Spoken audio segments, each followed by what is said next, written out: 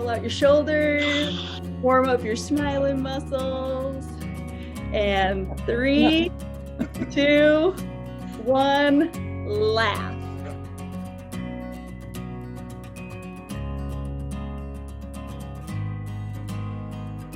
You are just such an expert in your book, Biohack Your Brain.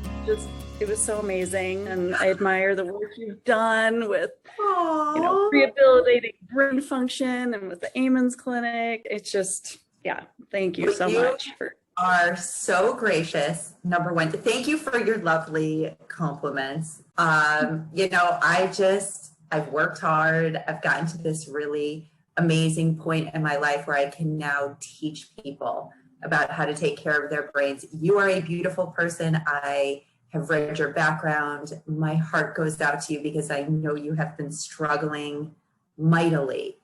And I have such respect for this project that you are pulling together to mobilize and help all of those who are struggling to be happier, to see that there's light at the end of the tunnel. There's hope. We can get through this. So thank you for everyone who's going to listen. Oh, you're so sweet to say that. Thank you. Thank you. Well, when I first got COVID and was first diagnosed, it didn't take long for me to realize that my brain was suffering. And yes, as luck had it, I was reading a book on neuroplasticity when I got COVID. And so it was great because it gave me like instant encouragement that my brain could recover.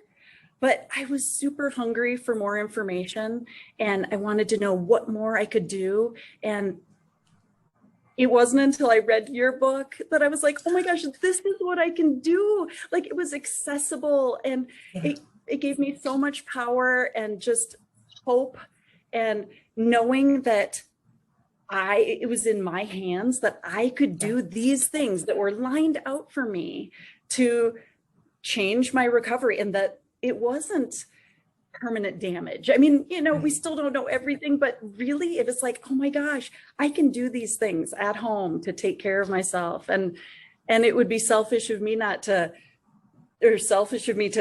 keep this information to myself. So wanting to share it with other people that are going through long COVID just seems like the right thing to do. Well, that number one, that makes me so happy that you were reading a brain book at all, because I recognize that, it's not top of mind for a lot of people to go run out and read any sort of brain books unless you're in my field. And, right. Or you want to optimize your brain function, right? CEOs like to read how to hack their brain, but, COVID has presented this really unique opportunity for people to take a deeper dive into their brain health. In the clinic that I was working in, the Amen clinics, one of our mottos is a revolution in mental health begins with brain health. And so that's the whole concept on, how this book came about. It's, I have 2 decades in the field, and I've been learning in the clinical setting and what we've taught patients. I came from a psychiatric setting. So one of our goals is, when people walk through the door, how do we help improve your quality of life, relieve your anxiety, your depression, your ADD, your mood issues, your brain fog, your memory problems. And we wanted to give people simple strategies first before having to go to medications or some of the more sophisticated tools we have. And I was so surprised, also coming from a neuroimaging background, because that's also the basis of the book, being able to see these very simple, practical strategies not only helps people feel better, but we see using brain imaging that they improve blood flow to the brain, that they maintain that perfusion, over time, when making these very easy, accessible daily lifestyle habits. They're the atomic habits, right? The small things that you can do consistently over time.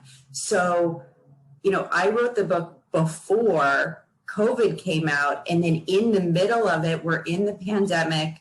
My publisher is like, you have to add something to the book to really acknowledge what we're going through. And then here we are coming out of the pandemic, but with people who are still struggling with symptoms. I liken it to people who have traumatic brain injuries with post-concussion syndromes that can last for weeks, days, months, years. Same thing with COVID. Now, I want to ask you, so how long has it been? I think you said you first had it in March? No, I got it in beginning of November in 2020. And just like you were saying, we need these tools. And I having a background in Buddhism and I teach meditation, I thought I had a really great toolkit of tools to support. And I do, but yes. I found that, when I was struggling to sit upright, or I was being, have all these frightening symptoms of dysautonomia. I mean, it was it was terrifying. And it was beyond my capacity to access these tools. And it required, these new experiences required me to find more tools and new tools for these new experiences. And it was vital that each day I had some sort of access to something that was going to help me get through each new and interesting symptom that was being presented to me. And one of the affirmations and tools that I had to go to often was when my nervous system it was like it was betraying me. I had to change that relationship with that and to something kind and accepting. And I would say to myself over and over, I love my nervous system. I love my nervous system. And I had to, it brought me so much peace. And through reading your book, it was like, I had to appreciate my nervous system in a different way than be like, what's happening? And well, I applaud the rational mind, which is what's happening, why is this happening? And sometimes our analytical, rational, logical mind can take us into a bad neighborhood. And and we spin on the fear thoughts. And one of the beautiful things that you embrace with your Buddhist practices and meditative practices, one of the beauties of meditation is if you practice it, you're just allowing thoughts to come in and go out. You are the observer of your thoughts. You don't hold them. They say if we pick up a thought and hold it for longer than 3 seconds, we sort of own it and it energetically expands. So your practice of reframing the thought, right? Creating a positive intention and embracing that's a thought is energy, and we are energetic beings. So that just permeates our whole system. And for some people, I come from a very conservative academic background. So when you start talking about thoughts, I also come from the field of psychiatry where thoughts are really big.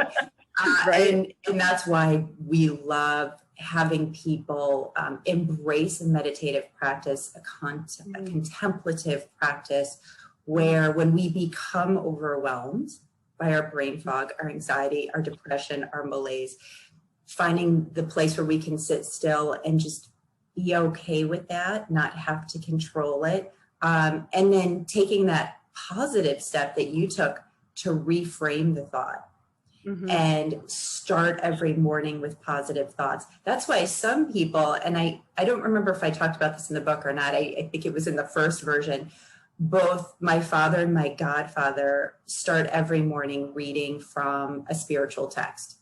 My godfather, being Jewish, has his text. My father, being Catholic, would go to the Bible. But they both started their day with positive, uplifting words. And I think people underestimate the power of our self-talk, the things that we read every day, the things that come through our feed, and how that impacts our mind, our conscious choices, and our subconscious choices. So now, whether you're going through something really tough or whether you're just having a bad day, most people have a go-to when they're trying to get out of a mental funk. And I'm asking all of my guests this question. And after reading your book, which is so beautifully written and so personal that I felt like I got to know you, I feel like I might know the answer to this question, but of course I'm going to let you answer it. So when you, Kristen, find yourself slipping into negativity, do you have an activity or a practice that brings you back to positivity? I have several. And you're right, in the book, I outline many things that I do. But one of my great go-tos, and I used to teach this in the psychiatric clinic, is using a sound. So I go to YouTube and I love the sound of Om.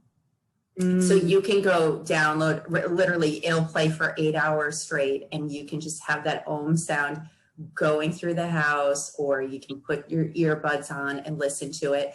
And I use that a lot. I've used it after head injuries, right? To quiet my mind and get into a place where I can focus, because it puts the brain into the alpha brainwave pattern.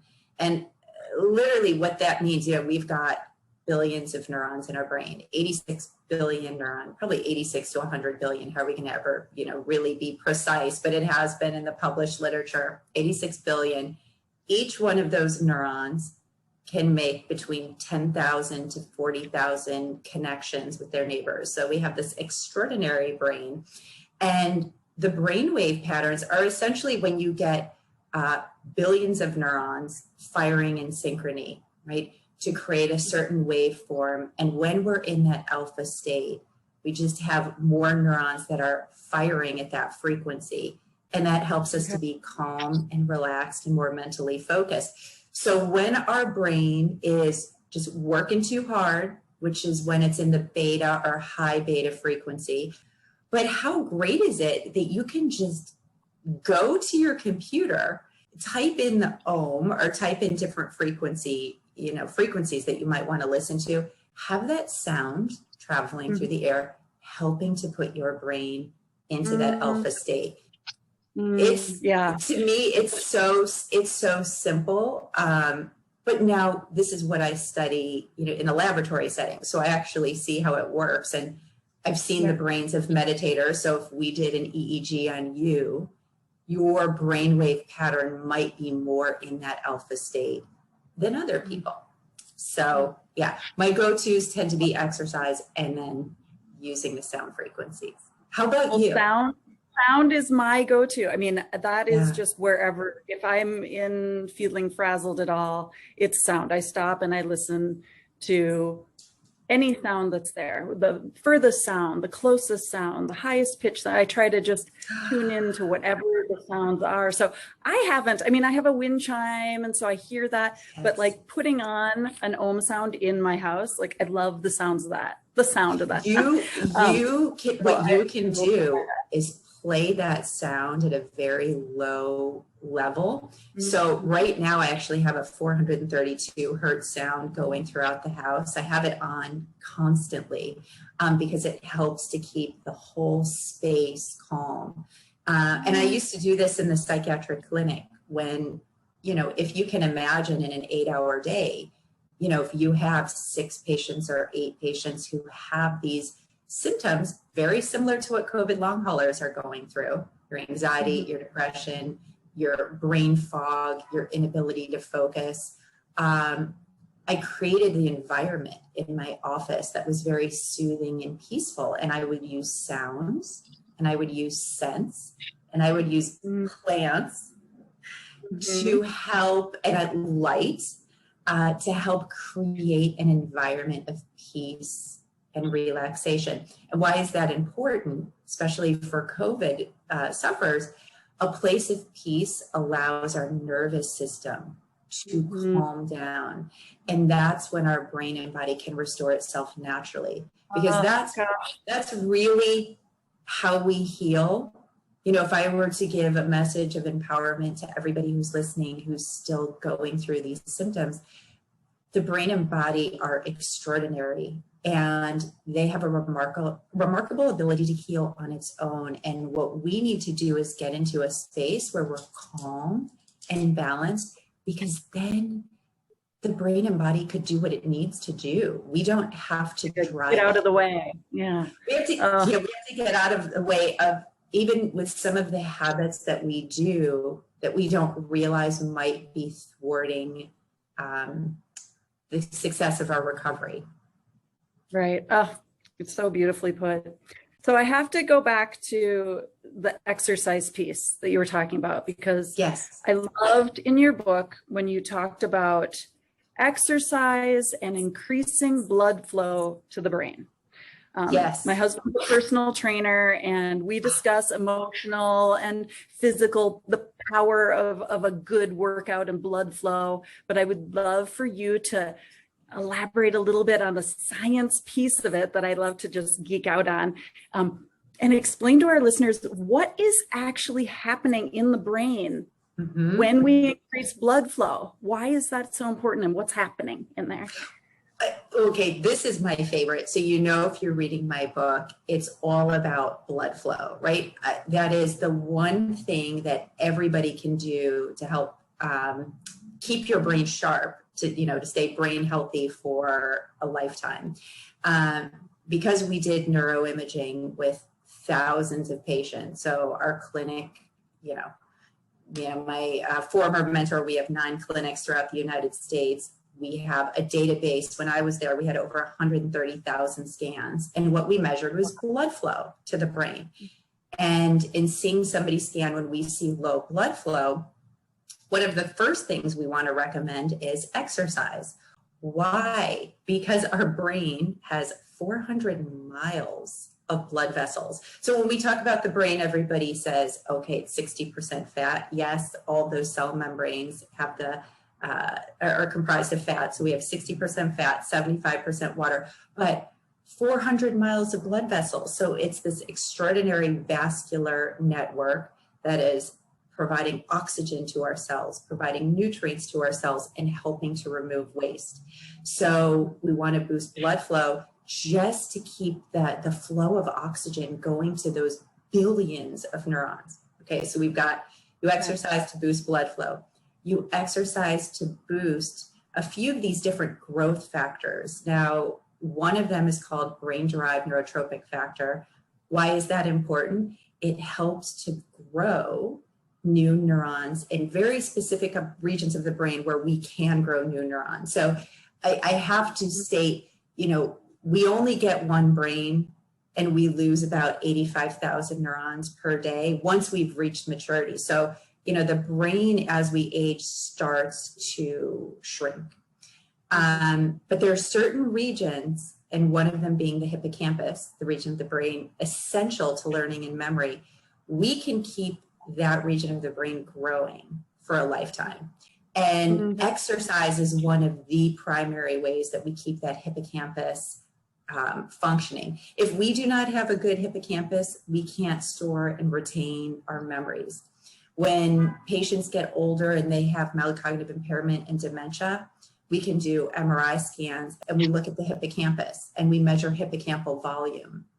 So somebody who has dementia might have a hippocampal volume of 10%. That region of the brain isn't able to take the memories, the short-term memories that you learn each day, and consolidate them into long-term memories. So it's really important when you're thinking about memory and preserving your memory to preserve hippocampal volume. How do we do that? Exercise. Yes. Because exercise, it's literally, when we talk in the brain health field, what is the number one way to preserve your cognitive health for a lifetime? It's exercise. So we boost blood flow. We create new neurons because of this brain-derived neurotrophic factor that gets released. And there's also other factors, that vascular endothelial growth factors. So that helps you to continue to grow new blood vessels. So we can exercise also to help boost our mood. So exercise helps to increase all of the neurotransmitters. Number one, the endorphins are rushing through our brain, and endorphins are great to help with pain. They help make us feel good, but it also boosts serotonin, dopamine, norepinephrine. So we start to just feel happier when we exercise. It's great. It is great. Flow, you get growing new neurons, you get the mood boost, you bring down the excessive cortisol levels in your brain. And again, excessive cortisol leads to stress. So it's a great stress reliever. Well, what do people do? So there are going to be people that get winded just walking across the room, and I was one of those. So what can people do at that stage when they can't get up and exercise? Are there gentle ways to get blood flow, or is it more important for them to rest at this time? You know, that is a beautiful question. And I think if you're struggling with symptoms and your exertion is causing it to become fatigued, you have to listen to your body. To me, that's a time of rest. That's a time when we want to, again, do more of our contemplative practices and not be as concerned about the exercise piece.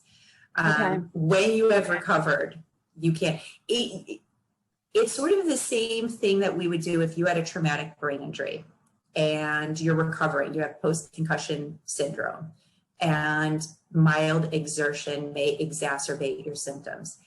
Mm-hmm. Then we are not having that individual exercise. So same thing if you're recovering from COVID, mild exercise, start with walking. If you feel fatigued, don't do it.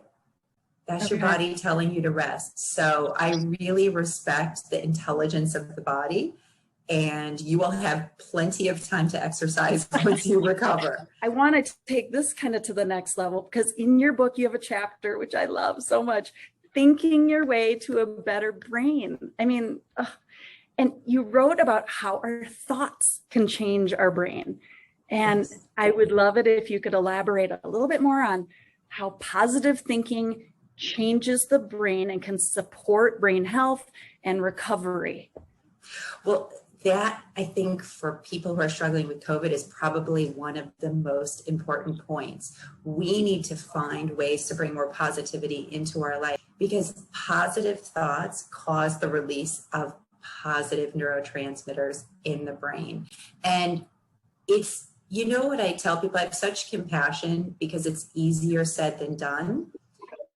If you are feeling anxious, depressed, irritable, you have brain fog, to get into that space of positivity, for some people might feel very Pollyanna, but it's those negative thoughts that we sort of spiral on, and we need to be really aware when they're happening and find a way. I just call it the pattern interrupt. So that's why the pattern interrupt is meditation. You know, that's one of the fastest ways to sort of get off the negative thought train. Again, listening to the right kind of sounds, whether it's the Om sounds or even going out into nature, and just, it's finding a way to stop, you know, the negative thought patterns, because that can impact our mood. Our thoughts literally create our mood. Get into these cycles, into these habits of negative thinking. And it's like you said, we need to recognize it, first of all, and then we have to be able to, we can conceptually understand that, oh, we shouldn't be thinking negative thoughts. But if it's a habit, then we have to find these accessible ways to practice, and finding whether it's sound or movement or whatever to try those things. Or smell. Even the power of scent, because our nose has 400 odorant receptors, but it can discern over 1 trillion different scents. And a scent, the power of a scent can uplift our mood. So, you know, when trying to figure out how do we get out of the negative thoughts, the scary thoughts, like, you know, one, we want to turn off our television and not keep, you know, listening to things, because everything that we're taking in, our brain is essentially the sensory processing organ, and we consciously direct our attention. So right now, people who are listening are directing their attention to listening to us. We have to be mindful of what we listen to on the radio and television. We have to be mindful of what we're reading on our phones. We have to be mindful about the people that we keep around us, the people that we call, So, you're talking about positive thoughts for COVID and recovering, have your 3 friends that you can call that are going to uplift you. So we pick up on other people's thoughts, people that are in our environment. So part of this thought piece is just being aware of who's around you. Another piece is being aware of your own thoughts. And we have, journaling exercises. We would do this in the clinical setting for people who have negative thoughts. You can journal your negative thoughts, and then we have people talk back to them and question them, and find the opposite of that thought. Those thoughts are also coming from navigating life with COVID. It can be frightening, right? You're wondering, when will this end?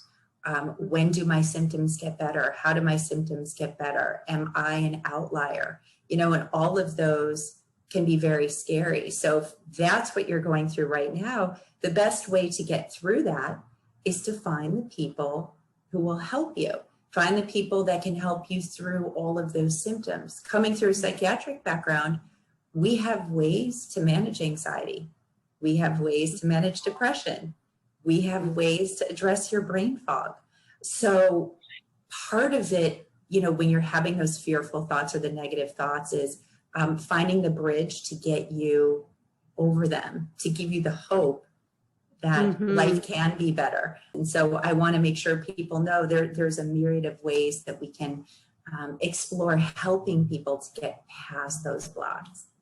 Oh, yes. Oh, and just like you said, we're just inundated with negativity on the news and in the newspaper and the information that's coming out about COVID. And it's just so important that we practice positive thinking in the ways that you just mentioned. Otherwise, the consequences could be dire, especially when you're in a vulnerable position of not knowing what's happening to you, and you're getting information that's so conflicting, and doctors, it being a novel virus, don't know the answers. And so we don't know. This is so new. The science is advancing and changing with every given day. We know that COVID causes the cytokine storms. We know it's causing an inflammatory response in the brain and body. And so one of the most important things is, how do we help to calm the body down? How do we help to support the nervous system? How do we help to support the immune system? And how do we help our body to just get back in that space of healing so it can recover? Because, we are resilient beings. And anybody who's watching this, who's still struggling with long hauler symptoms, you will get through this. You will. Some people are doing it faster than others. And I know that could be a little challenging for people, right?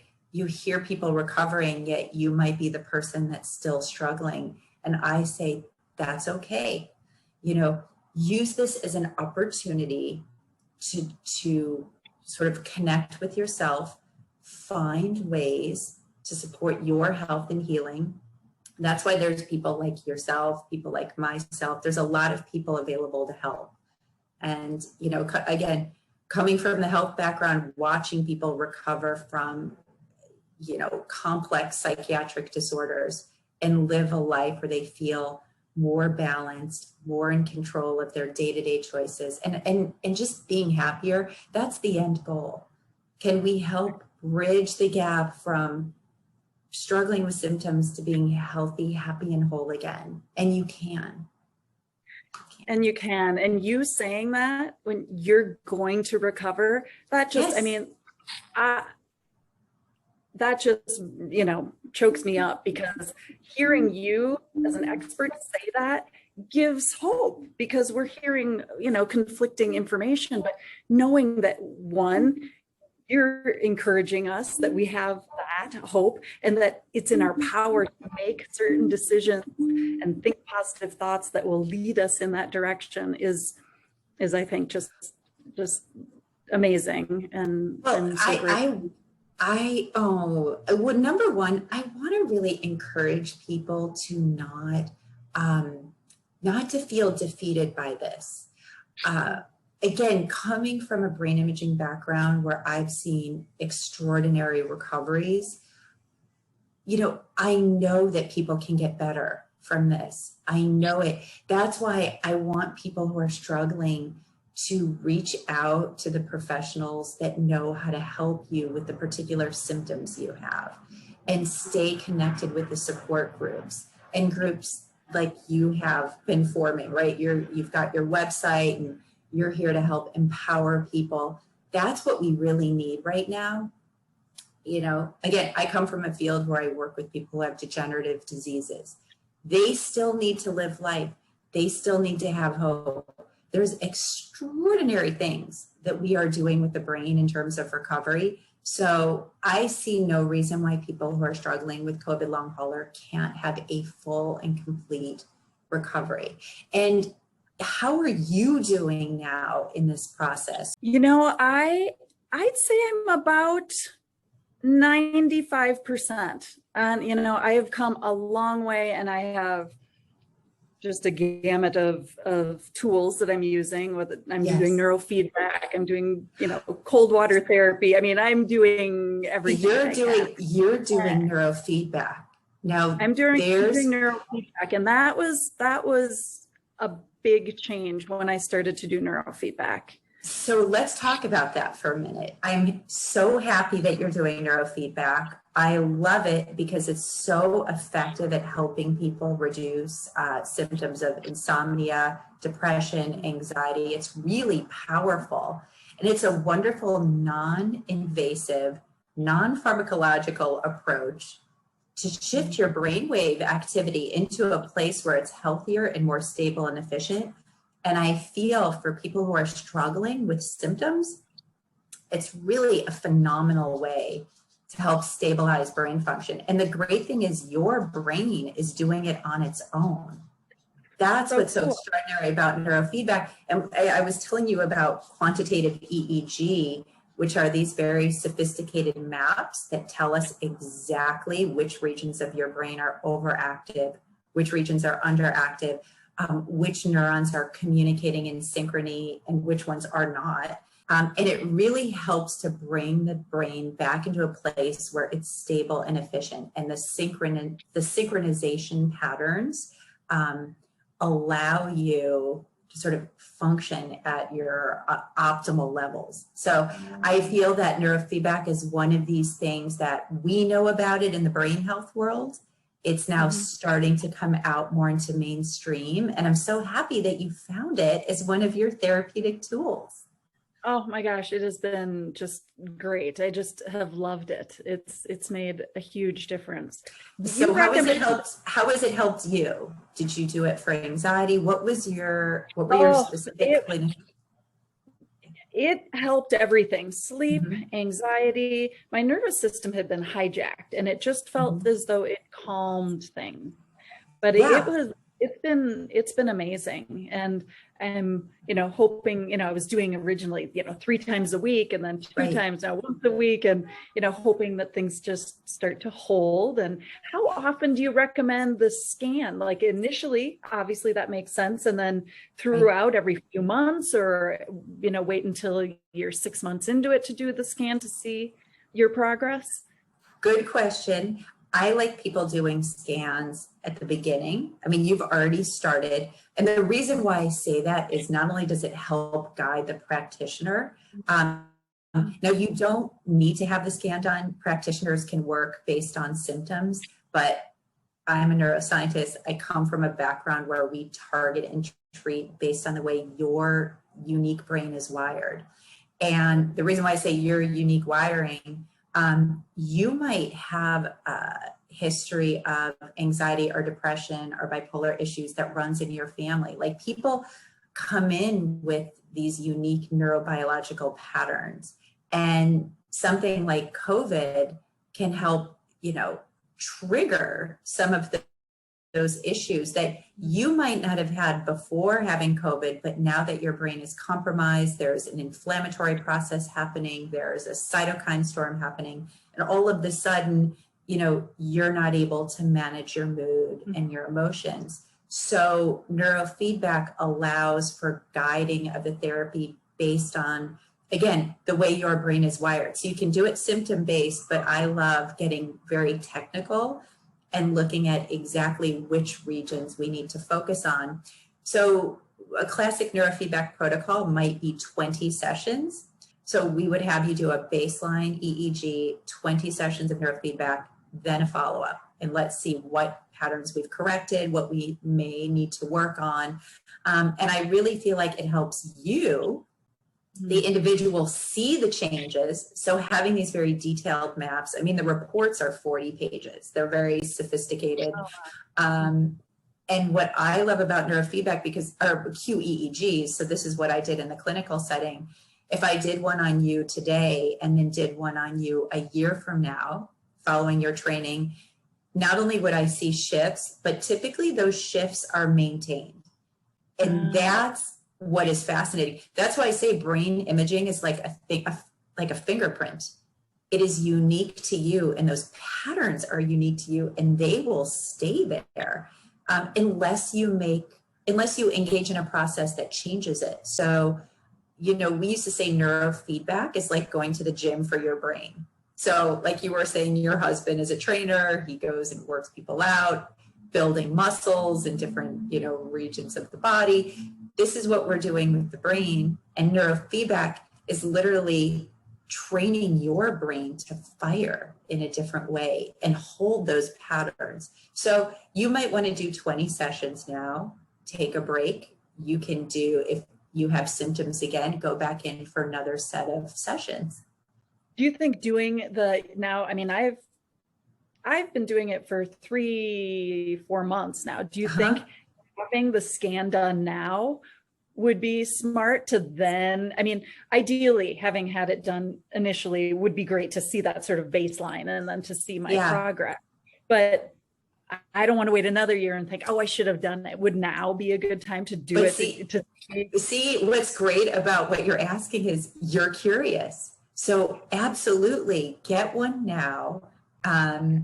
Let's take a look at what your brain map looks like and see, you know, we target the map with your clinical symptoms. And then based on your symptoms, we go, okay, let's train at these very specific, you know, points in your brain. Right. So if you are having trouble with focus and attention, the leads are going to be more in your frontal lobes, right? Mm-hmm. If you're having problems with anxiety, or for example, one of the things that I love about neurofeedback, you can do it to help with sleep. For people who have anxiety and who grind their teeth, you can put the leads here at the temporal lobes that'll help to relax the jaw, quiet the grinding, help people sleep. A lot of times we grind because we're stressed. So, you know, there's so many fascinating things. When you start really looking at the brain and understanding the unique areas that are overactive or underactive and how they can help explain our symptoms. And then you can target those specific areas, like we would target it with supplements. So I could use supplements to help calm your brain. We could use the neurofeedback. When you realize these tools are available, if you're somebody who's struggling with COVID symptoms 8 months, a year, and you're still not getting better, let's explore some of these additional things that we have in our toolbox. We have the simple things like properly hydrating, you know, consuming an anti-inflammatory diet, getting your rest, you know, exercising when you can. And then we have taking it to the next level, which can be using certain nutraceuticals that help support your brain function. But again, we can target the psychiatric symptoms, which are very prevalent in COVID. Wow. And I mean, to me, it comes back to this piece of neuroplasticity that initially, you know, years and years ago, oh, someone had a stroke or there was an injury and that part of your brain was dead and too bad. And now we know that we can do all of these things and that the brain can change and it can grow and we can recover. And so why not take advantage of all these things that we can do in a non-pharmaceutical way, like you were saying. I mean, we can think more positive thoughts, we can exercise, we can eat better and take these supplements and we can recover. Well, and they work. they work. These things work. So I will tell you, I can wear two hats and go, okay, we all know, right? Drink more water, exercise, like you hear all of these things. Coming from a clinical setting where we do brain imaging and do before and afters and watch how people's brains change, to me, that was a game changer. That is the beauty of having been in my field and then writing a book and sort of being a cheerleader for people to really appreciate the power of the simple steps, because those simple steps are huge. The water part is so important. I used to run these brain-directed weight loss groups, and I would have people track everything. So the first thing I taught them is the importance of hydration, because a 1% to 2% drop in hydration can cause brain fog. And it's the simplest thing that we can do is just make sure we're constantly hydrating throughout the day. The brain doesn't store water, so you want to keep drinking.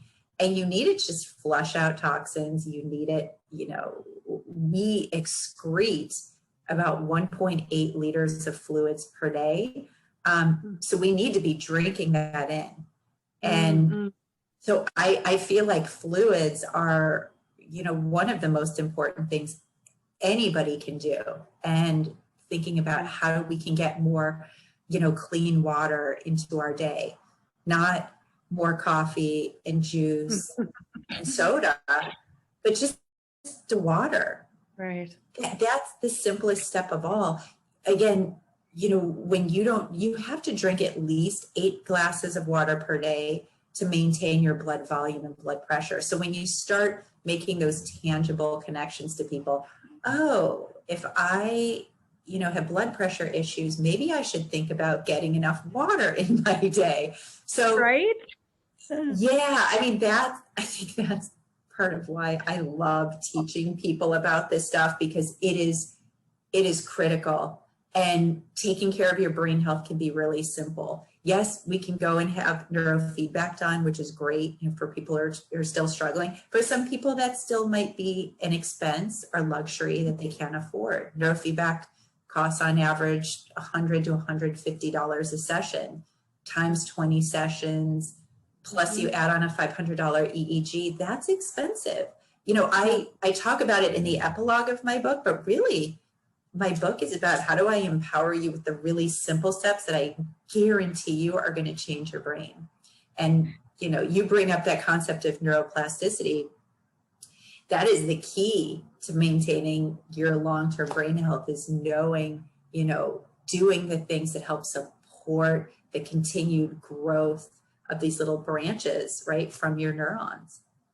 Well, and it's this opportunity that we have that I think, as you say, we need to drink this much water. And most people, okay, drink enough water. But now so many of us are being faced with, hey, I've got to take a really close look at this, because I'm not feeling good and I can do more. It's so empowering to think, oh, I can drink more water and I can do all these other. It could be as simple as, my father was a pilot, so I call it the pilot's checklist, right? Like, what are the simple things that we could do every day to take care of our brain health? It's, tracking your water, quota and making sure you drink enough throughout the day. That would be number one. I'm a really big fan of green juicing, fresh juicing, getting those living enzymes and vital nutrients that are nourishing your cells. That's critical.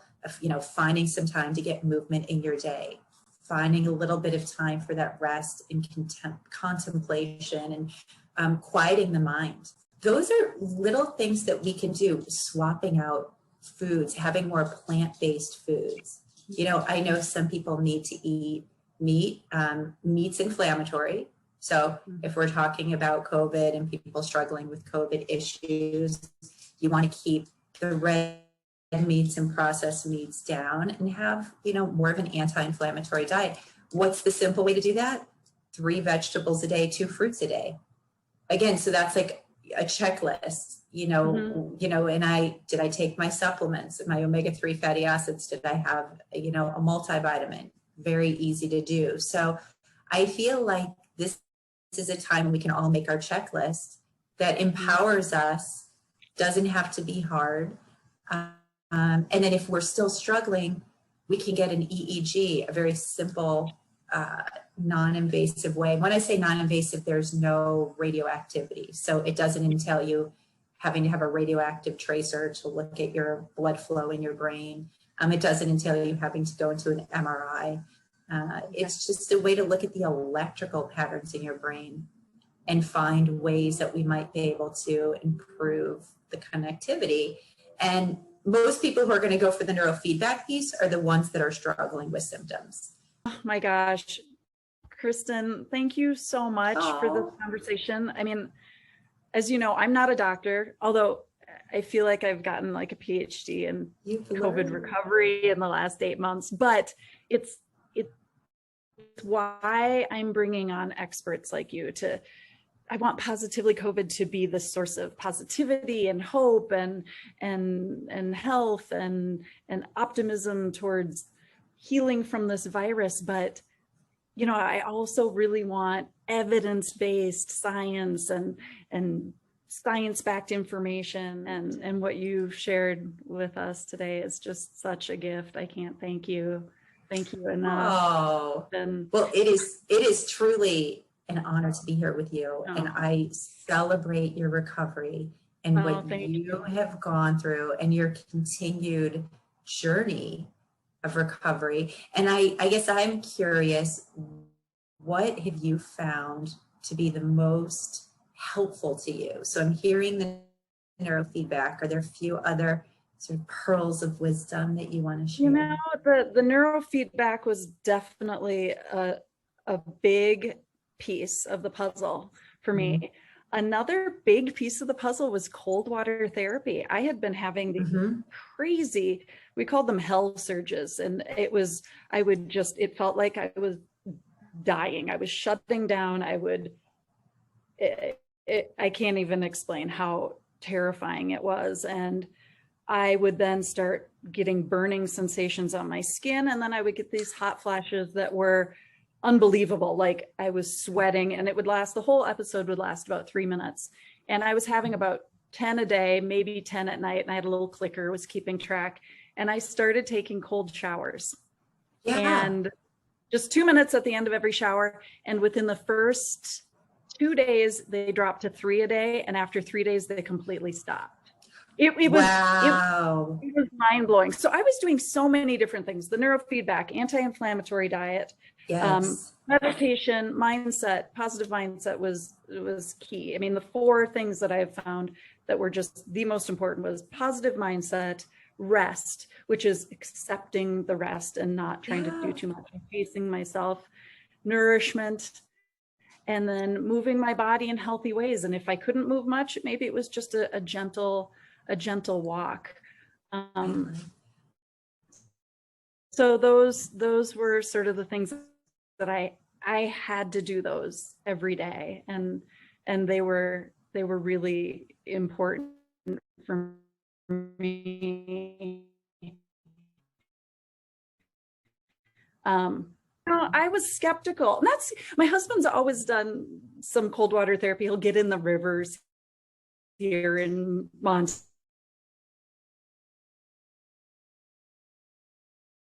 Pool of ice. It's normal for them.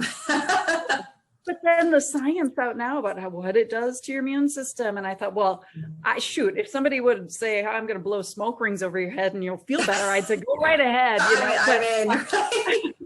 But I thought, okay, I will try this. And, I watched some videos and, just getting your extremities cold first and then dipping in, built up from 30 seconds to up to 2 minutes. And now every shower ends with 2 minutes of ice cold water. And I look forward to it. And it felt like a fire was being put out in my body, and it put it out. That's amazing. I find that really fascinating. So Thank you for teaching me about the cold water therapy. I was going to say, and you might have seen in my book, I talk about, Epsom salt baths, which I love, I've been help doing that too.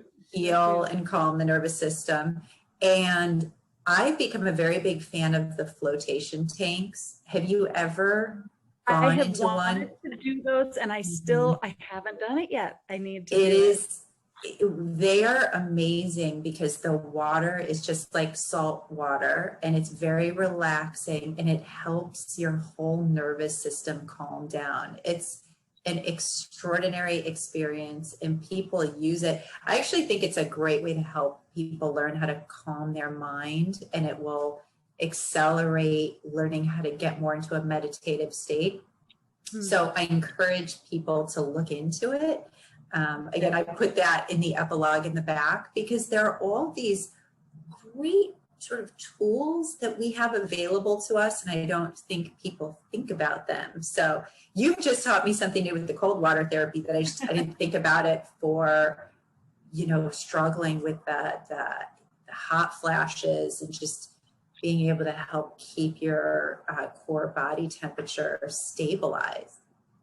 Yeah, it was fascinating, that. And then I was taping, I still am, tape my mouth shut at night for the oxygen. And I was waking up in the night, breathing through my mouth fast. And I went from getting up to go to the bathroom 3 times in the night to not getting up. After taping my mouth shut, I'd sleep through the night. Wow. So yeah, I have this crazy routine. Wow, you certainly do. But if it's working, then more power to you. Yeah, it's working. My husband does it too, and he has completely stopped snoring.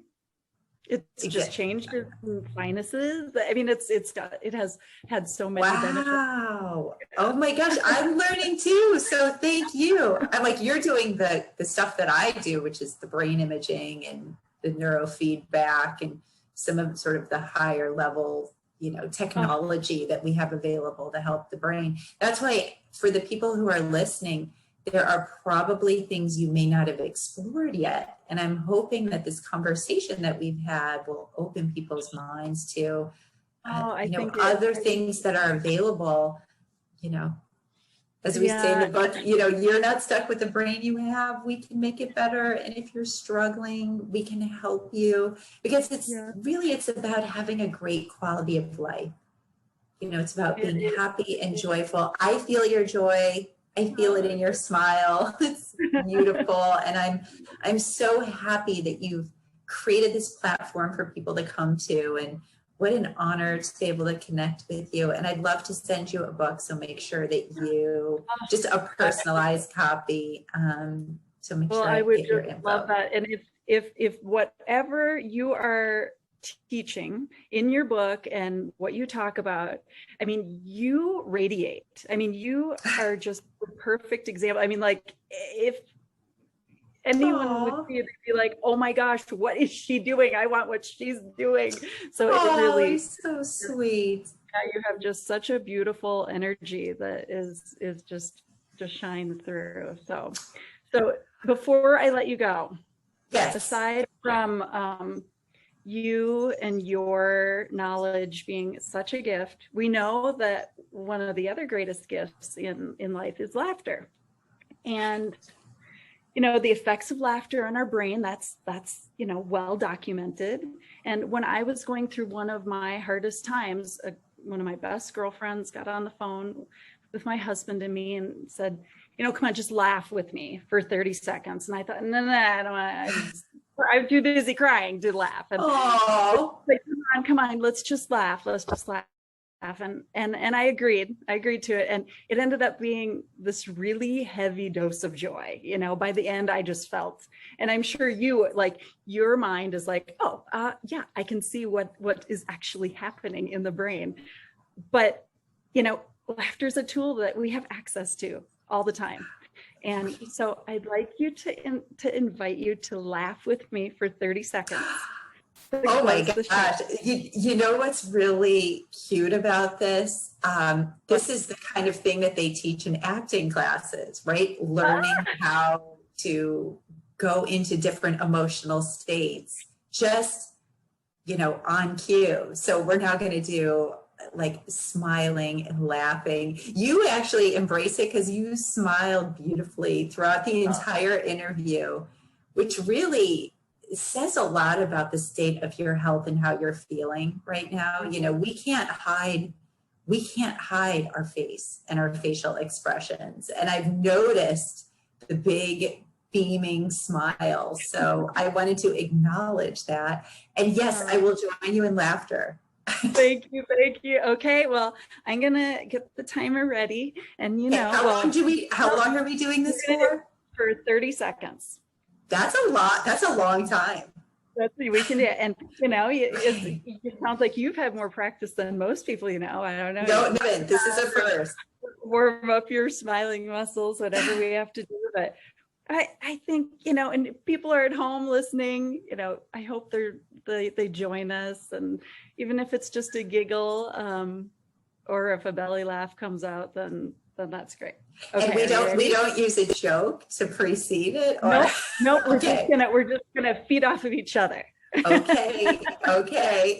Okay. 3, 2, 1, laugh.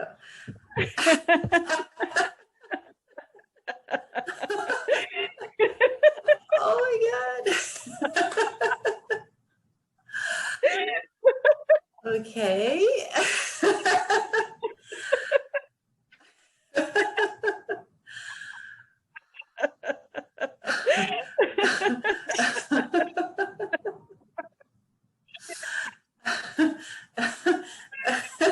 And done. Wow, that's actually, I had to work at that.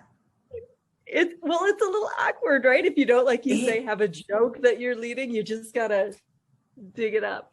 And you also have to think about your breath. That's true. That was a piece. I was like, okay, I'm laughing. But I was like, I've got to catch my breath. Wow. That was fascinating. It comes very naturally to you.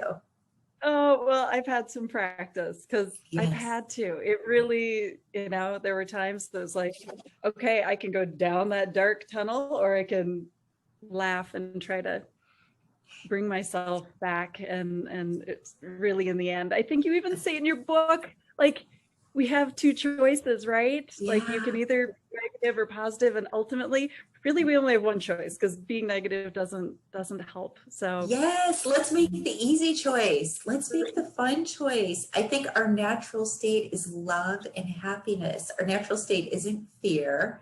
Our natural state isn't worry. That's when our left analytical brain, gets in the way. Let's just, have fun. Bring joy into every day. And if you're struggling with COVID symptoms and you need somebody to really uplift you and stay positive, connect with Amy, because she clearly has been through this, is getting through it, is recovering, and doing it with such beauty and grace and positivity. So I applaud you. I celebrate you. I honor you on this journey. You're really going to change so many people and really help to empower them to know that they can get through this. So, Kristen, that means just the world to me, coming from you. I just thank you so much. Yes. Oh, we're rooting for you, Oscar and I. I've had my rescue dog here the entire time participating. So we're sending you lots of love and well wishes on this journey. We're here for you as well. Oh, thank you so much. Well, I sure hope we have the opportunity to visit again, Kristen. Would love that. I welcome it. Okay, great. Well, enjoy the rest of your day, and I look forward till next time. Thank you. Blessings to you, Amy. You too, Kristen. Bye-bye. Bye.